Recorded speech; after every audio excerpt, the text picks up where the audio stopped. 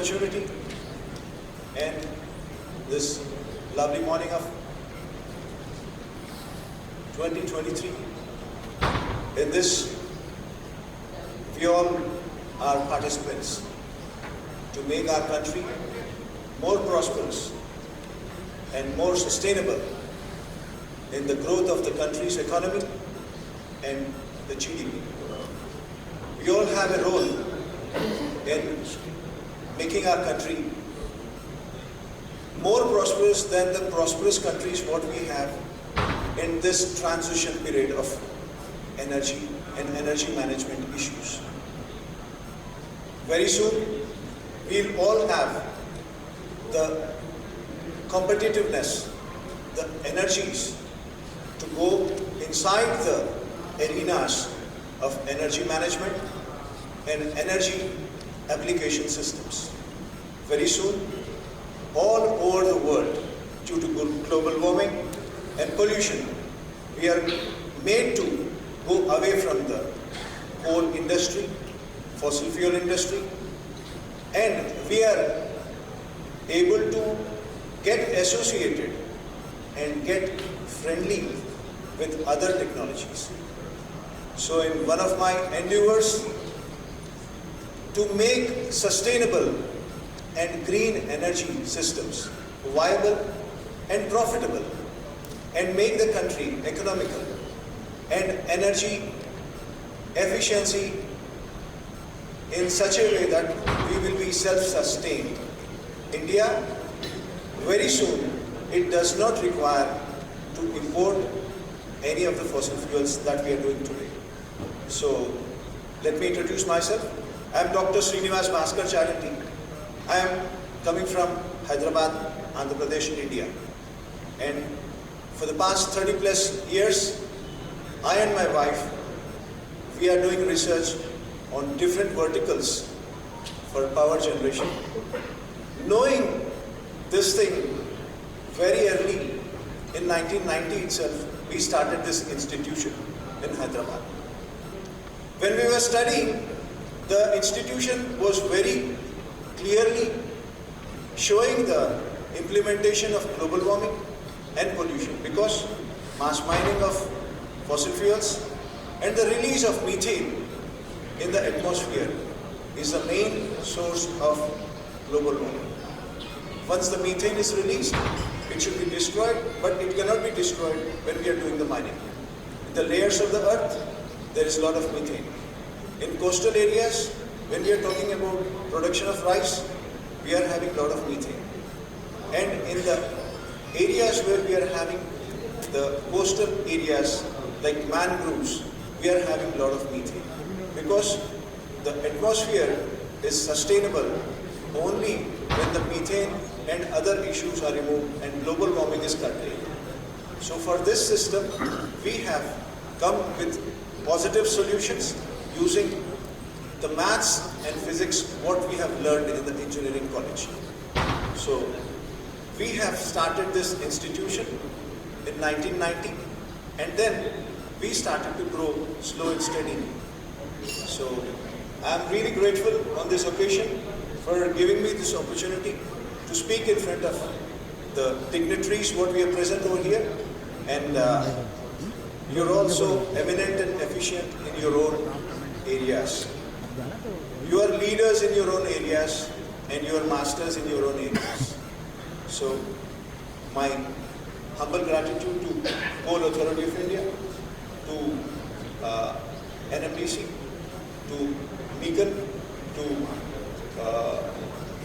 Steel Authority of India, and SAFE, and Nikon Limited Branch, Coal India Limited, and to have a more precise thing, the Computer Society of Ranchi, to hold this event and make all of us come to this platform to exchange the thoughts and to make ourselves more comfortable on this occasion, to fertilize the ideas.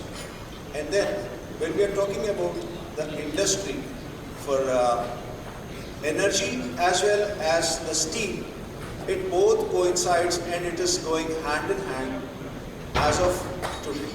So, good morning, ladies and gentlemen. I am Dr. Chaganti Srinivas Bhaskar. It is a pleasure to be here today to talk to you about one of the most pressing issues of our times, the transition to sustainable and green energy sources. As we all know, the traditional energy sources, techniques and technologies that we have relied on for so long are not sustainable in the long run because of the limiting resources available in the natural applications of nature. In maximum 115 or 150 years, the coal will be completely having an end for the mining, 150 years. And another 150 or 200 or 300 years for the methane, for the other gases to get completely exhausted. And another 150 or 200 years for the fossil fuel industry to blow down the curtains. So in this way, when we are talking about, it is only 100 or 200 or maximum 300 years where we all have to change from the state of using fossil fuels and go into a sustainable area of green energy and green solutions. So, when we are talking about the fossil fuels, they are harmful to the environment, vulnerable to the price fluctuations and finite in their supply. Around 64% of global electricity production comes from fossil fuels, wherein it is 78% in case of India. 78% of Indian industry is completely dependent on fossil fuels. Suppose if the fossil fuels are totally exhausted, then where all we will be going is a question we have to understand. US leads globally with 62,365 kilowatt hour of per capita fossil fuel consumption, whereas India is in the 9th position with 6,262 kilowatt hour per capita fossil fuel consumption. Capita fossil fuel consumption is a very important landmark for the development of the personal development of any human society. The recent IPCC report released by the UN estimates that human activities including burning of fossil fuels are responsible for 70% of increase in greenhouse concentrations since the start of Industrial Revolution. Industrial Revolution started when Benjamin Franklin was the person who introduced the static current into the society. Thereby, the other industrial applications like steam engine, the flywheel was all coming into the force in 1800s itself. So my question to all the people, when we were having steam engine and when we are rotating the energies through steam engine using the flywheel, why flywheel was discarded? It was a very cheap source of energy, and energy is always sustainable when you have a proper force to rotate it and rotate the rotor of the generator. So in those days, bearings were there, gearboxes were there, flywheel was there, and bearings, gearboxes, flywheels, DC motor, DC generators, everything were available. And why we were not in a position to use flywheel was a puzzle to me. So in this system of evolution, we need to find alternative solutions that are renewable, efficient, and environmental friendly.